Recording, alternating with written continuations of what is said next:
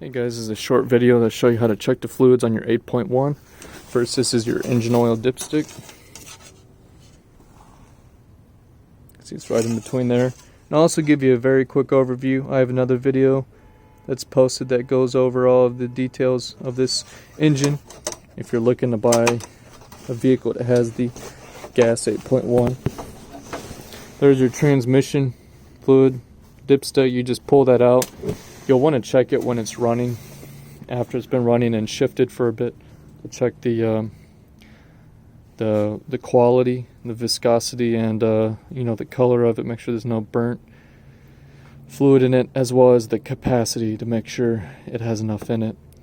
I believe it's close to 6 quarts for the engine of oil, which is surprising. I would have thought it was around 10 quarts for an engine this size. As far as the transmission, I don't know how much exactly. Here's your radiator reservoir. You want to make sure this is full. If the engine is not running, it should be at least to here. And this is where you put your fluid in. A lot of these radiators start leaking after 150 to 170,000 miles. Yeah, if you're having bad engine performance, clean your vacuum system, your PCV, check your spark plugs, which are down in there. Very easy to get to. If you're not charging, there's your alternator, serpentine belt. Loosen your serpentine belt. You'll just have to look at the mechanism down in here. It's not spring assisted. You actually have to tighten it with a lever and then tighten the bolt on the alternator, which keeps the belt tight. Thermostat is here. Your auxiliary belt is here. That goes to your AC.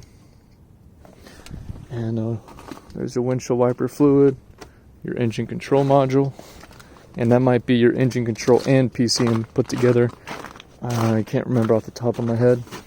Spark plugs, coil packs.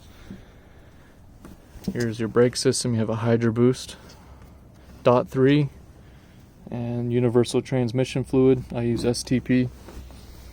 Here's your hydraulic pump, which operates your steering.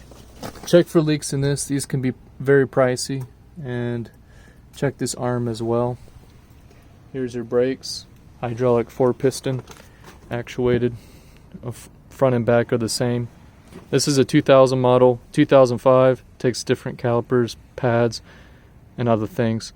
But overall, it's a pretty handy machine, and they are definitely a workhorse even today. Despite everyone choosing diesels, these do operate excellent and are much easier to maintain than diesel engines. So if you are worrying about these, just make sure it doesn't have any severe issues. If the engine wants to run and it doesn't have any terrible things wrong with it, like a loud knock, you should definitely go for it.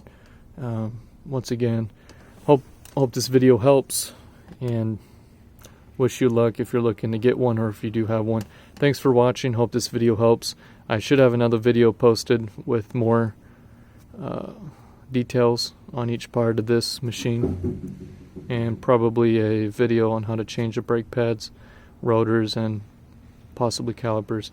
Thanks for watching. Hope you enjoy the video. Please like and subscribe.